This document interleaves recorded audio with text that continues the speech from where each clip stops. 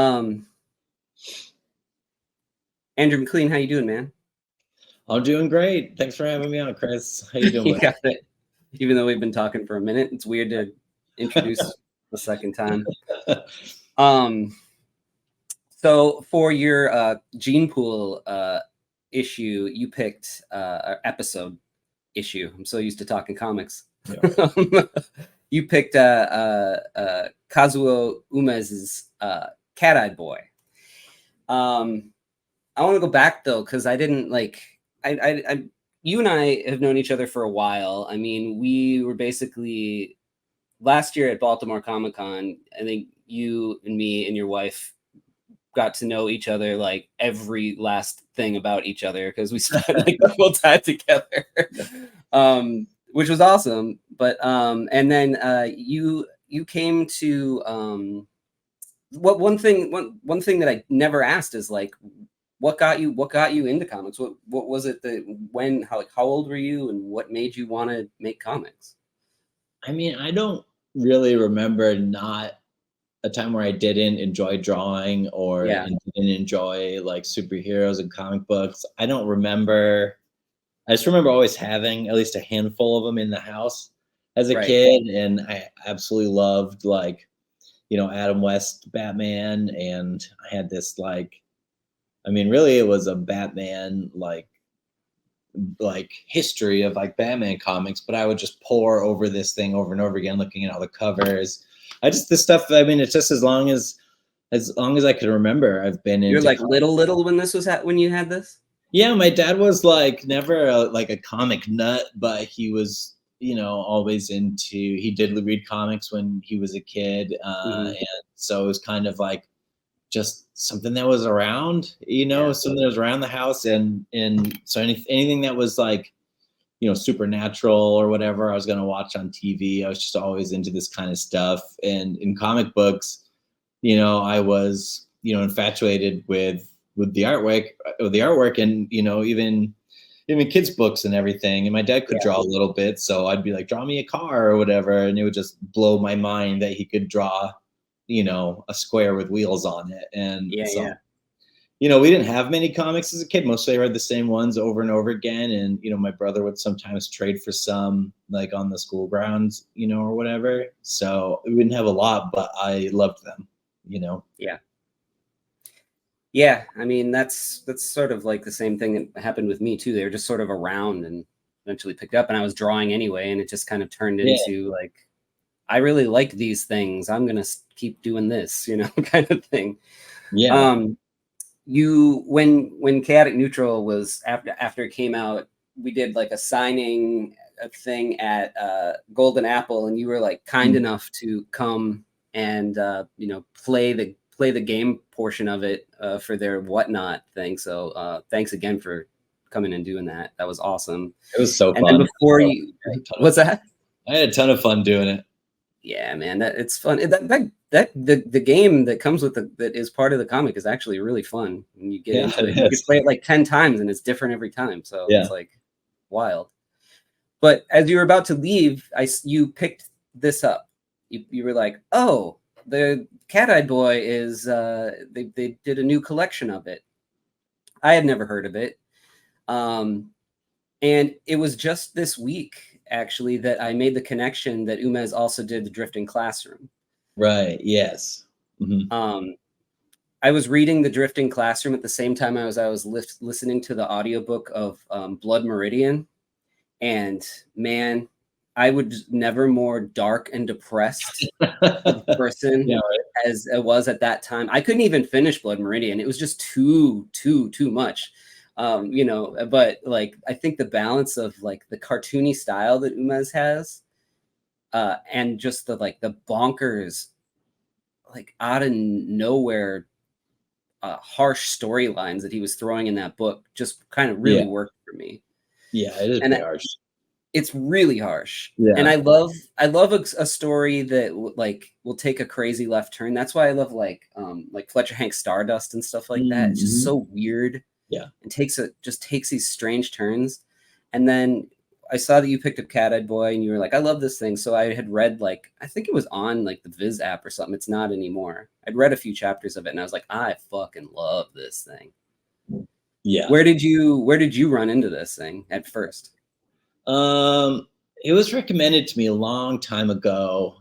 It was, I forget the guy's name. He worked at Boom at the time. His name was Sam. Mm. I wish I could remember his name. And he commissioned me to do a drawing of Cat-Eyed Boy.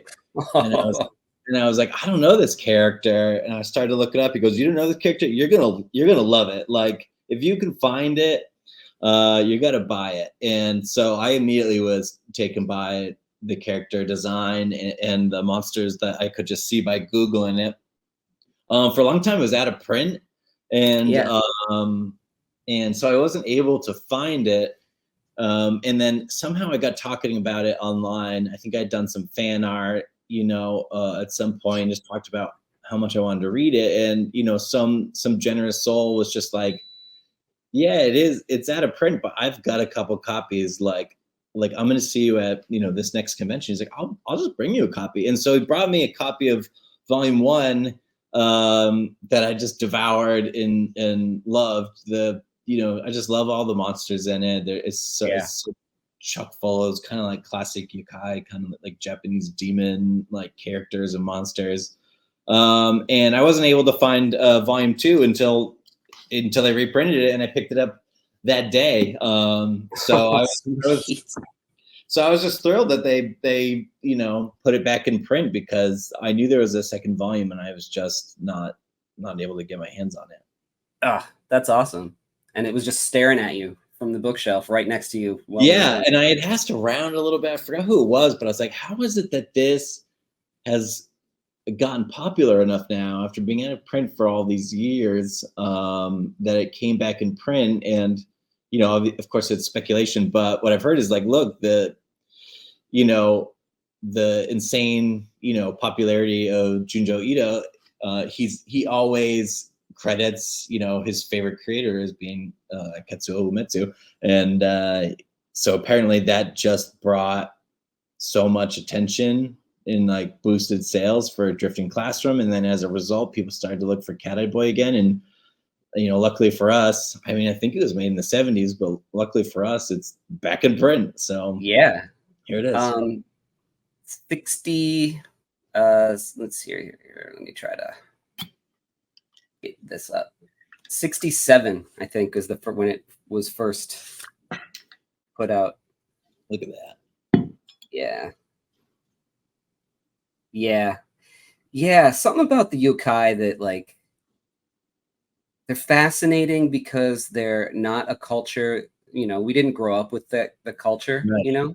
Yeah. And the design of them is just so left field. And the more you look at them, the more you just want to bring them into your own stuff, Yeah, I think that's what it is. That's what's so fascinating about these. I love a lot of manga from like the 70s and stuff, is that it's just it coming from another culture, like an island culture. They're thinking of these things so different. I'm sure it looks very normal to them and probably even feels kind of trite to them, but to us, it's so unique. It's just like we look at like even old superhero comics and stuff, and we're like, oh yeah, that old thing again. But we look at old stuff from Japan. It's like we do this. It all feels so fresh, And it's just like a lot of it's like both really creepy and cute at the same time. It's just, I really love it.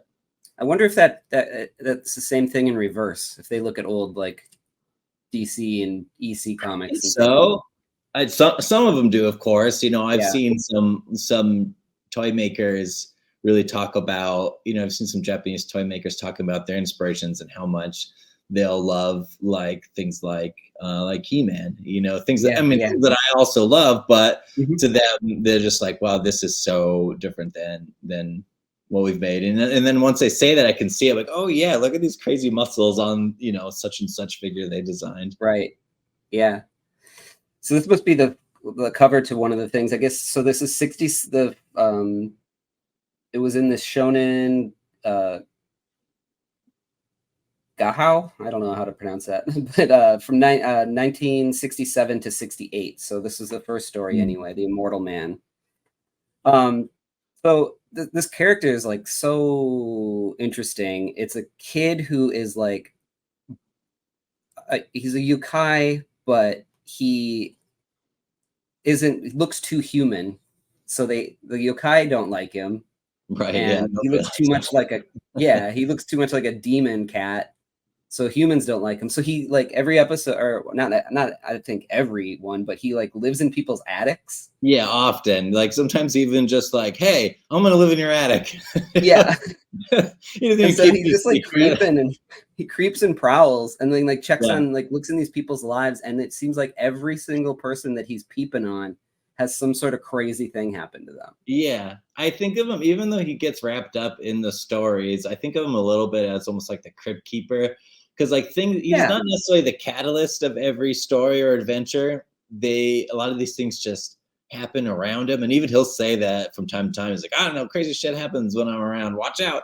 Yeah. And so, and like he'll get wrapped up in it. And he does seem to, he'll kind of seem to go back and forth between like giving a shit and not giving a shit. Like he'll be like, I don't care, but then he'll like be like, oh no, that kid's in trouble, and he'll go like help him despite claiming he doesn't care. Yeah. Yeah. He's a very conflicted character. It's really, really funny. This story is about this like really messed up looking guy who like gives this kid this package and tells him to give it to his dad, and is like, that's not really your dad, kind of thing. The kid comes home, see the cat's like looking through the ceiling. Yeah, he's Just all, makes me want to look at all the little like, I I have a crack up here, I wonder. he's always spying. He's always Yeah. spying from the attic. So gives the dad this that messed up guy gives the dad this package, and it's like hand, and he's like, oh my god, no, it can't be him. And then it like, as we go on, like the grandma that lives in the house is kind of senile, and so he'll like show up and fuck with her. Mess with her. Yeah. But like the cat's just sort of like there. Cat-eyed boy is just sort of there while this other story is happening. And the Yeah, mom is occasionally every once in a while I'm like, he's not really doing anything. He's just kind of witnessing. yeah. He's like the I wish I had the original version of Volume 1 on me, because the art in the end paper is so incredible. It's almost like a diorama of I don't see it in this version. No, it's almost like a diorama of like a haunted house, and it just really? shows all these amazing demons and everything. Like, I don't know. It's really incredible. It's a shame that they didn't use it again for the. Yeah. Yeah. Well, I mean, you've gone through this, so you for sure know that it's not in this one. That's a bummer. Yeah. Yeah. Any stories either. What's that? It said it doesn't show up in any of the stories, so I don't know what it was from. Huh. That's odd. So this guy like meets the kid again and is like, I need to talk to you, blah, blah, blah, blah. Like, yeah, oh, this is where he's like, you made my face like this. He's like, no, I didn't. You're a liar. That's not really your father. You're not the son of that family. And he pushes him as his train is coming, this kid. And, oh, man. Like, this is 1967. This is well after, Frederick Wortham dismantled the comics industry in America almost single-handedly. This would never have shown up in no. And in like Drifting Classroom, there are like adults beating the crap out of like kids. They're beating the shit out of kids. And it's just like, it's shocking. Like stabbing them. Yeah. It's just like, it takes you back when you read it. You're like, it's just something we don't see in modern fiction, which is adults like killing kids, or even kids killing kids. I like it kind of makes me think of like Battle Royale or something, or like, it's Hunger Games or whatever, but it's really shocking in these books. You're like, no, this is not something I'm used to seeing. No. And as a former preschool teacher, let me just say, we really need to bring that back. I'm announcing my next book, Murder Children.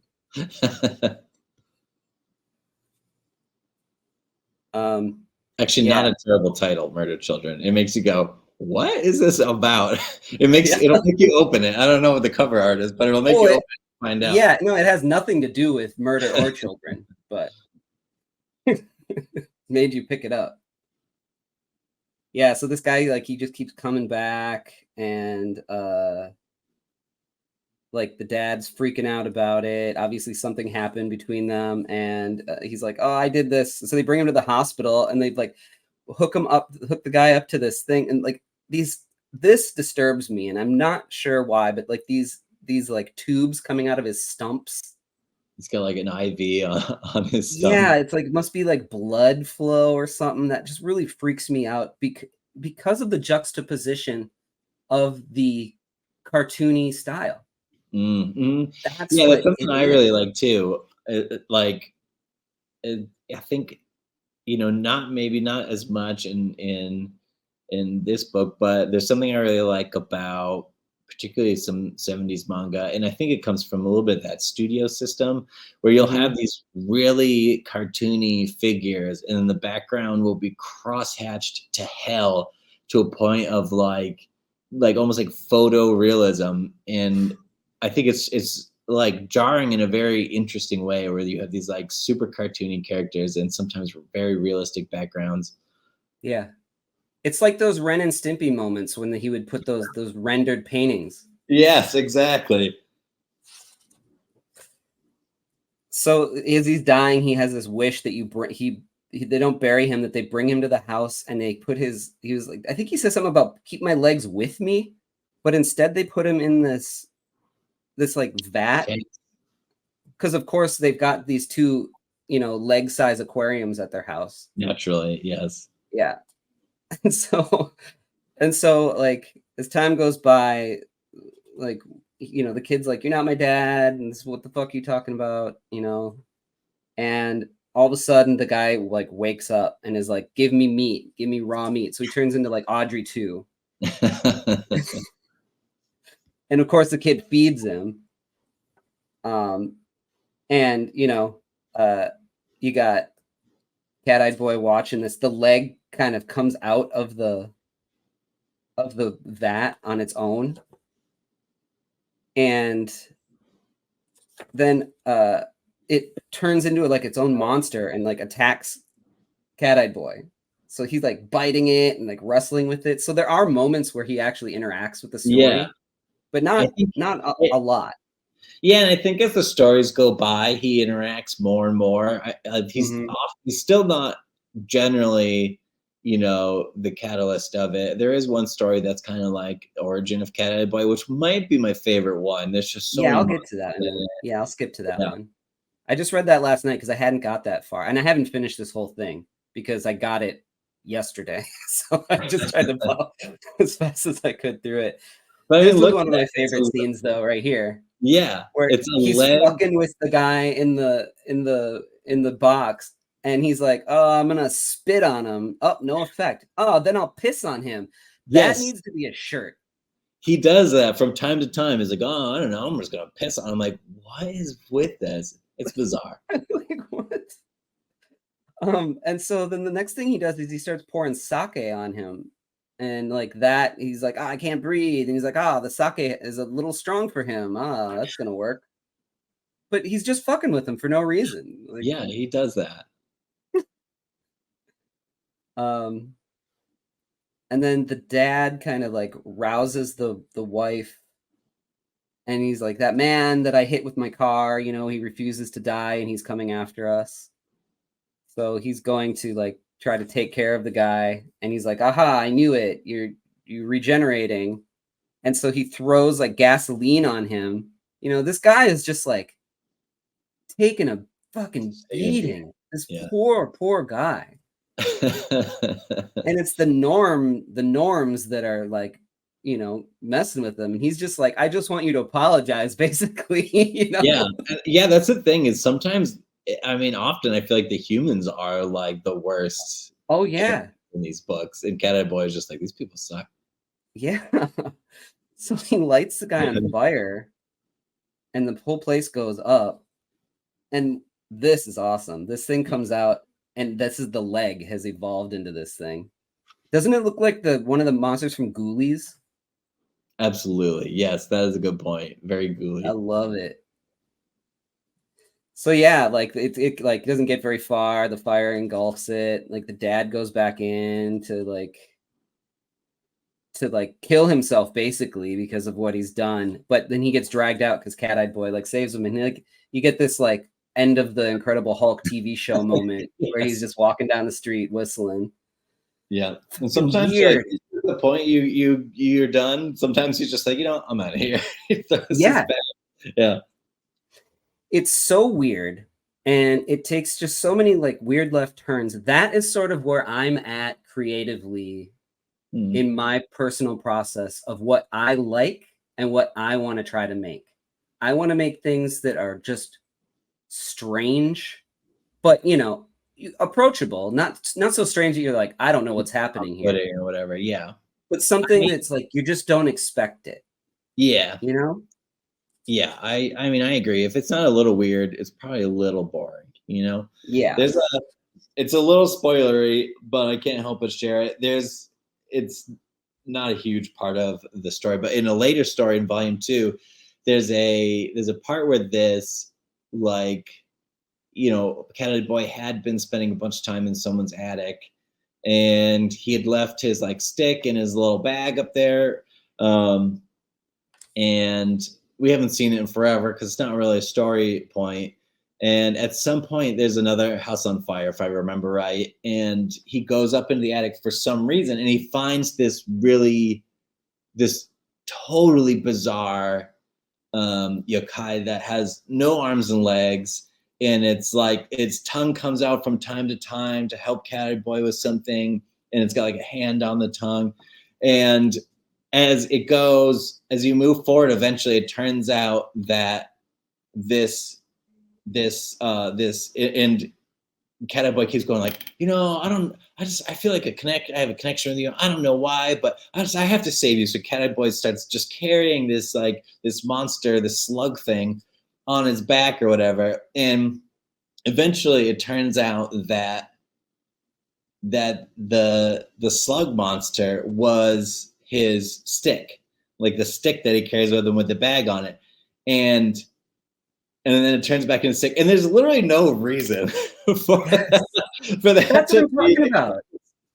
But I love it because that monster is one of the weirdest, coolest monsters in the whole thing. And like it does like, you know, it does help Cat Eye Boy in a way and become a part of the story.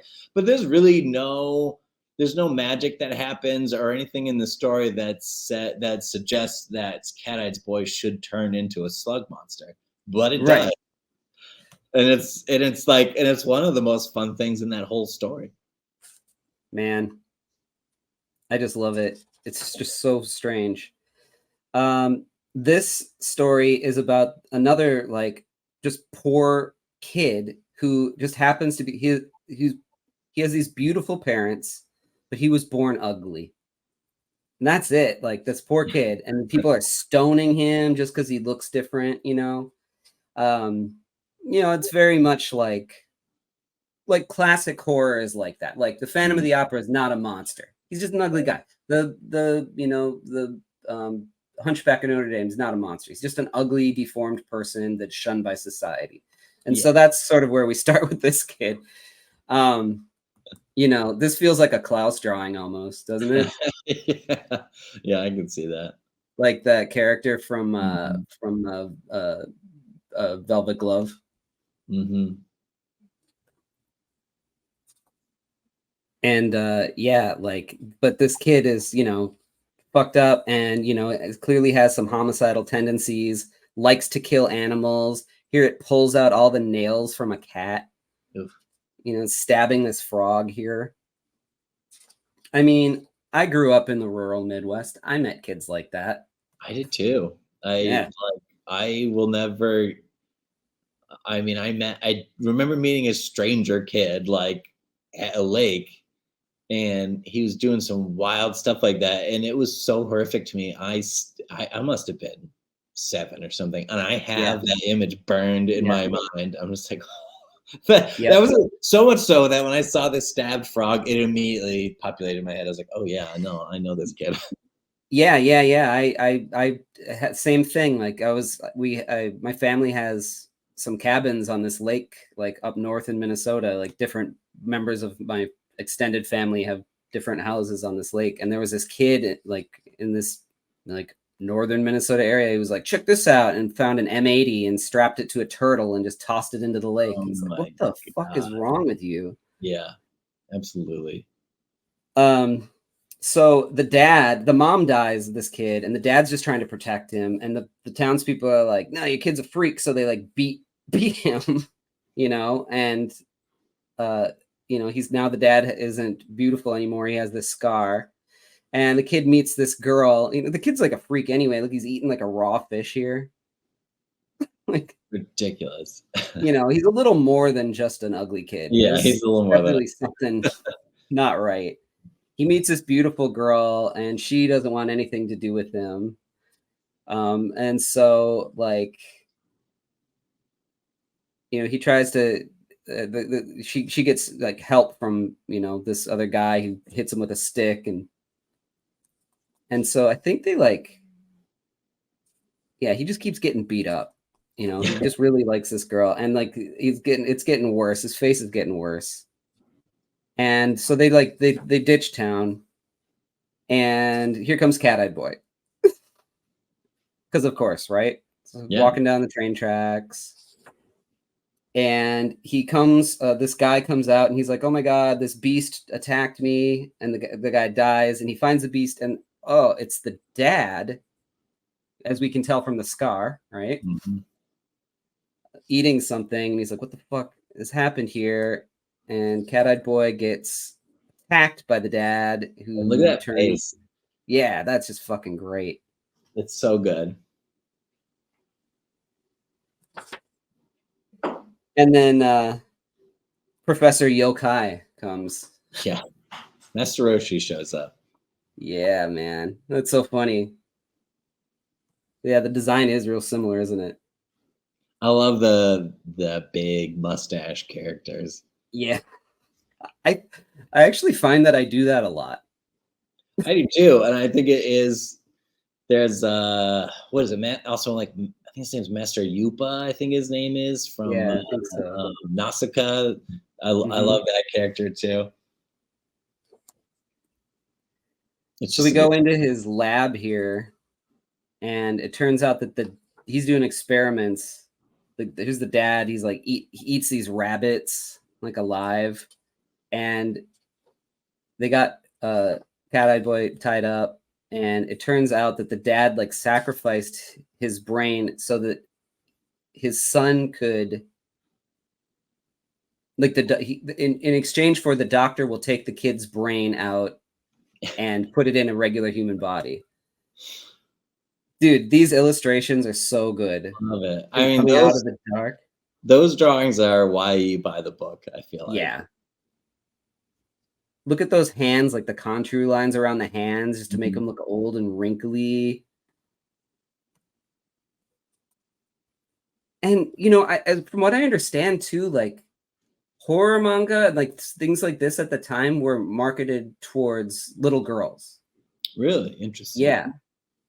And still are, I think. Like horror manga is goes into more of like not like a jump book, but like whatever Huh. That's why it's like wild. So this kid is like such a dick still. Like he spits in Cat-Eye Boy's face. And he gets thrown in there with him, and he's like beating Cat-Eye Boy with a stick. Anyway, then they find this like guy who's dying in the village, not dead but dying. And his little brother is like, oh, I love you. Like really close to his brother. And then all of a sudden the brother disappears.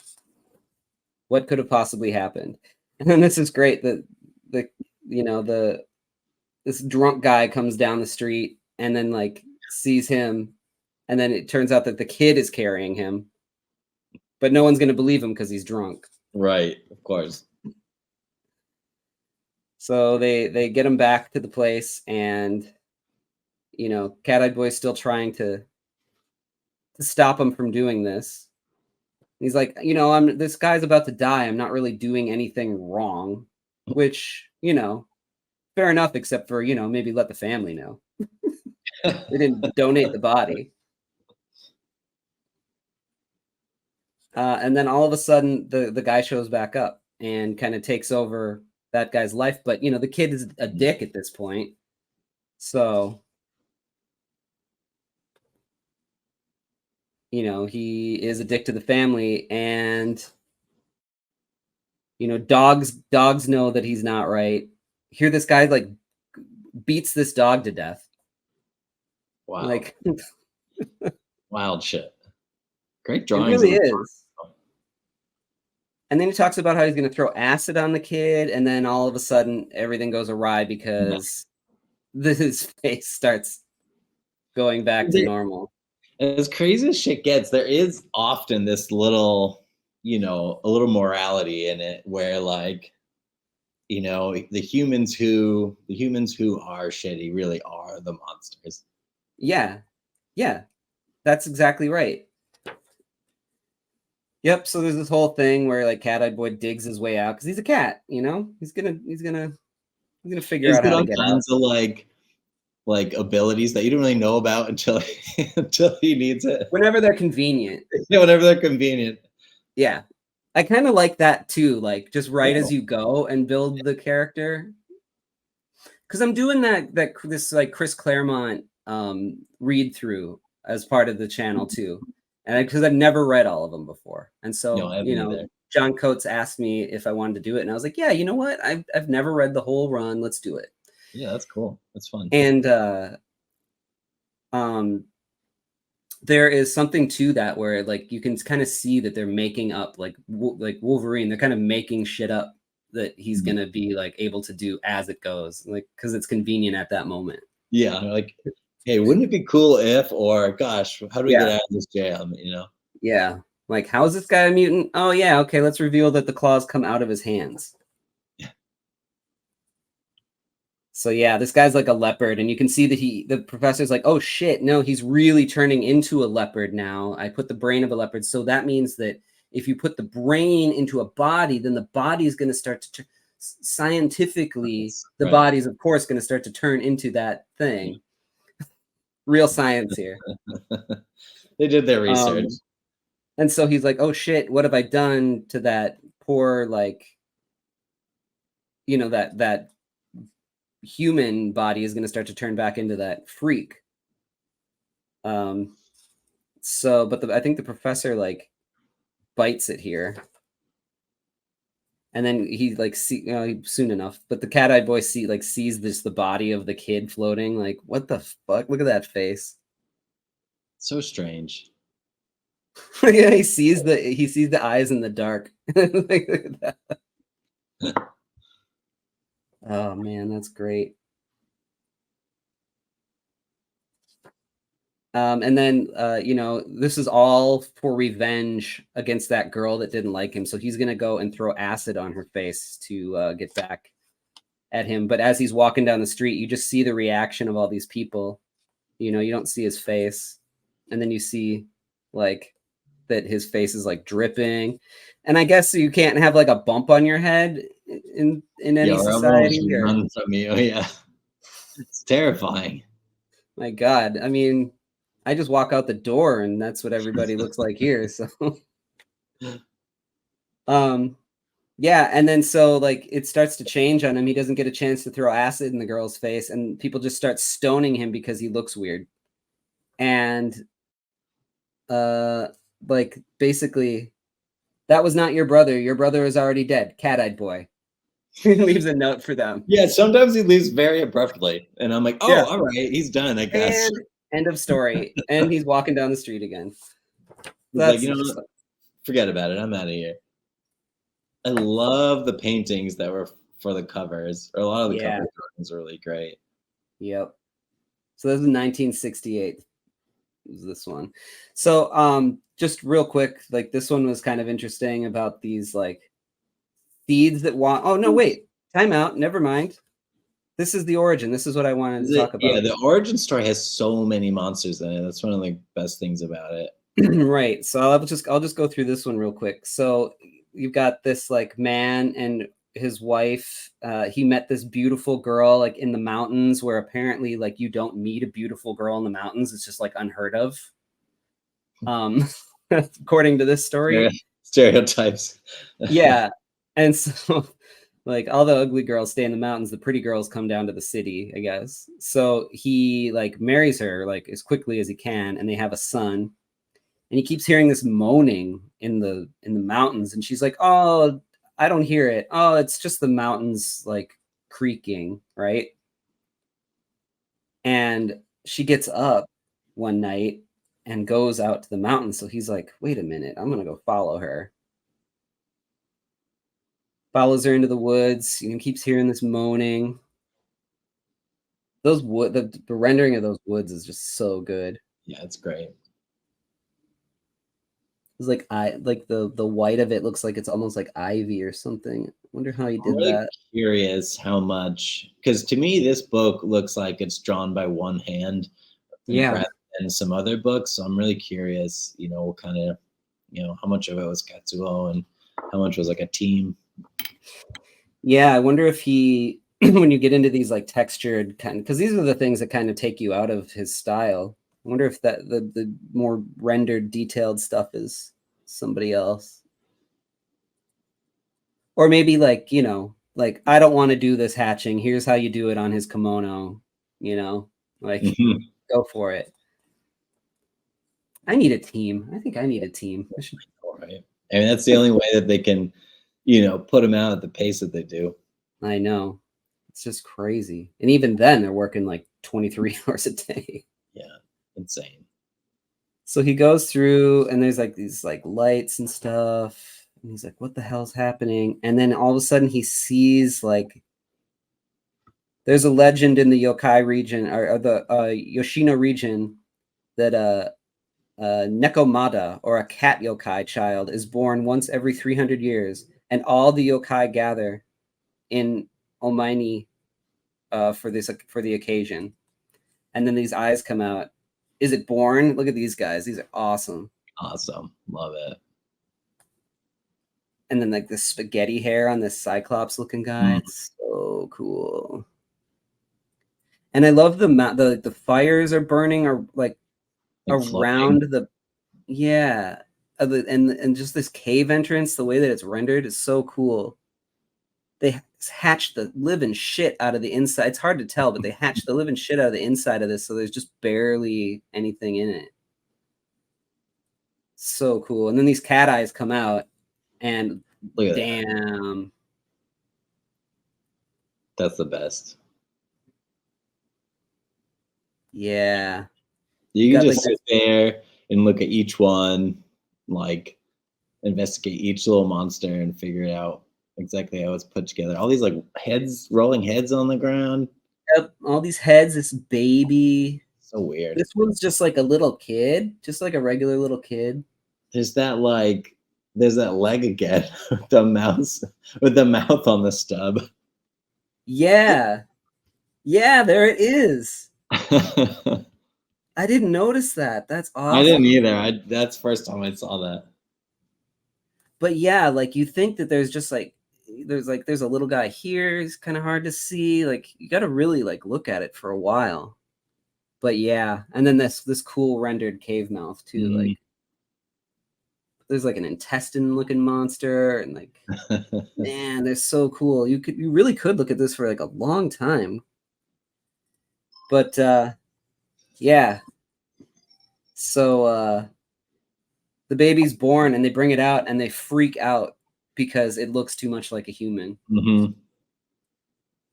Even though there's one in here that is like an actual, just a baby or just like a Right. little bit.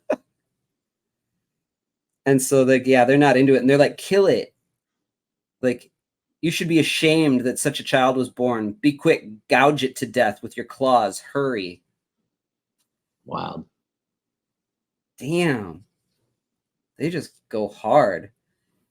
And then he's about to do it, and the guy kind of screams, and they notice him, and they're like, "Oh shit, he's seen it." And I love how paced this is, like how slow it is. A lot of it's really slow. Yeah.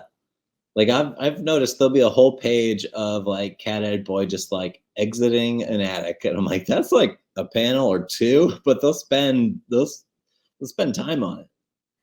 Yeah, I think that's one of the main differences in like manga compared to like Western comics is the pacing is always, Yes. something mundane can take 3 pages. Yeah. Where here we're like, Quick, we quick. could do it in 3 pages, but couldn't we put it in one panel? Yeah, a single panel, and you'll just have to guess what happened in between. Yeah. So yeah, he takes off, and then they come after him, and then you see this like the cat dad here. Oh, the mom, by the way, died in childbirth, I think. That cat dad, and particularly that drawing, if I remember right, is one of my favorites. Like the head is always in shadow. Yeah. He's mysterious. It looks so like big and scary. It's one of my favorites. Yeah. That's definitely something to put in the brain bank for later, Yeah, I love that it as curious as I am what cat dad looks like. It's so mysterious, never showing us. I don't think they show you, if I remember right. I hope they don't. I really think that's yeah. Unless he's revealed one time and it's the most fucking awesome drawing you've ever seen. Love this, like they're coming after him and like this head rolls down and it's just a head. Mm-hmm. Roll, and then bites him. And Classic. yeah, like he's freaking out. He trips over this thing and it's like this snake woman. And then he finally gets home and this little lighting effect is great. Right? It's just like this is what you should be paying attention to. Yeah. He says like, "Oh, you followed me, didn't you, dear?" "No, not you too. Not you." "Yes, I am." And then she starts to turn into one of these yokai. Yeah. So awesome. Fucking crazy. She's gonna get him, she's gonna eat him or whatever, freaking him out. And so he grabs the kid, and all of a sudden the kid starts morphing into one. "No, not you too." And so like it's like stipple here. Yeah, is that all stippled? That's one of the things I really like about manga, and particularly older manga, is there's a lot of, especially with it in black and white, there's a lot of different styles of technique used to render or like give you the impression of color, like everything from cross hatching to stippling to like screen tones and everything, and cool things too. Like you can even see it on this guy's kimono. Like they'll draw, say, a pattern that would be like a printed pattern, but it won't wrap around the curves. They'll just draw a pattern like just straight, like parallel over a whole character, and it's not form fitting at all. And I find that really fascinating. Just being like, no, like I don't even know. It's just it's an interesting choice.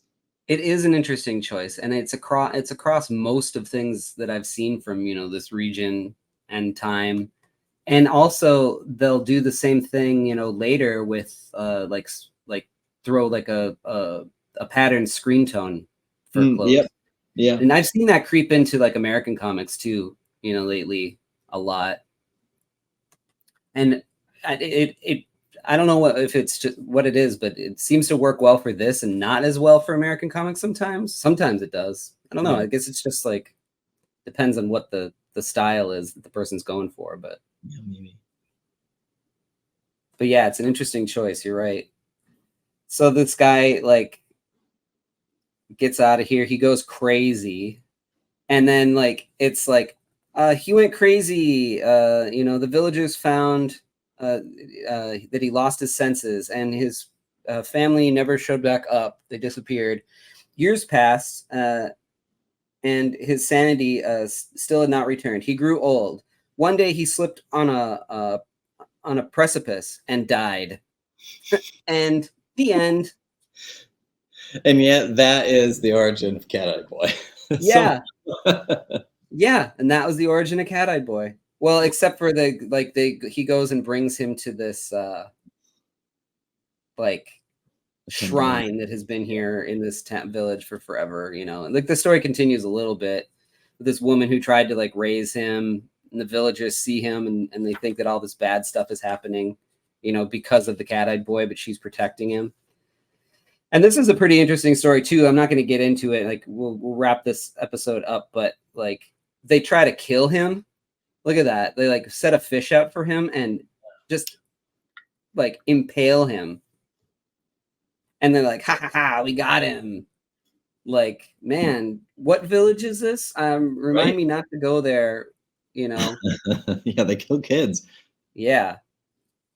So crazy.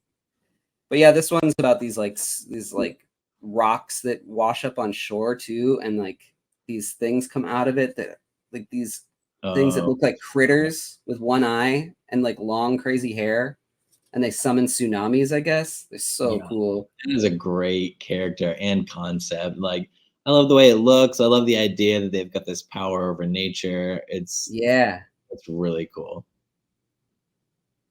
Yeah.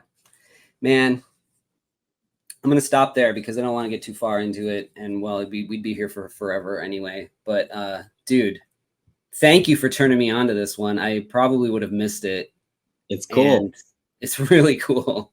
Like the story. Sometimes the stories are just like, it'll almost feel a little scattered. So I often wonder, I'm like, how much is he sitting? How much does he know what he's going to do? And how much is he sitting down? Like, let's see where this goes. I always find that kind of interesting to people who don't have like a set plan. So sometimes sometimes it'll feel scattered and have all these left turns in a way that I'm like, I wonder if he's going like kind of issue to issue. Like, all right, this month, I'm going to do 10 pages and next month we'll figure out where the next 10 go. You know? I'm sure he was also doing like not just Cat-Eyed Boy at the time. He was probably doing like some other stories too, like having to balance it. Yeah, because it seems like it was stretched over like this much of it was stretched over like 2 years, so he had to have been doing other things too. I think it was just like released piecemeal and in other things, but really cool story, man. Thanks for I'm glad I made you read it. Yeah.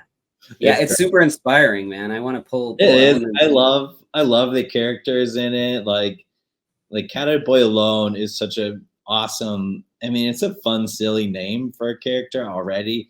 But like, I love that he's kind of a demon. He's kind of a human. He's kind of cute. He's kind of creepy. I love that he wears these like socks, but his toes are always ripped through. I think sometimes he wears gloves. No, maybe not. But he always wears a long sleeve black shirt and shorts, but it's always got holes in it.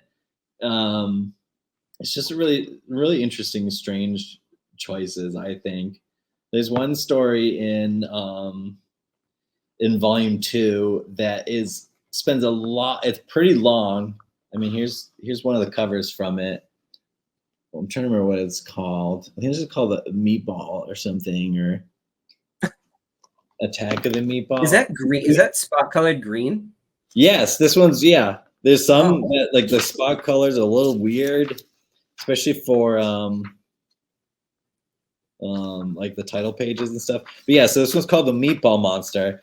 And the whole idea is this family, I think they're called the Sakura family.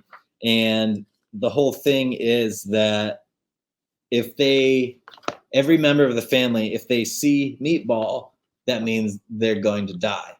And really it's an allegory for like cancer, but you don't know that until like the very end, and it's just all this weird stuff about, you know, all these like these blobby monsters, and that's the whole thing. Like, if you see Meatball, you know, you're gonna die soon. And one of the funniest, weirdest things about it is they just constantly they just say Meatball in like every other panel.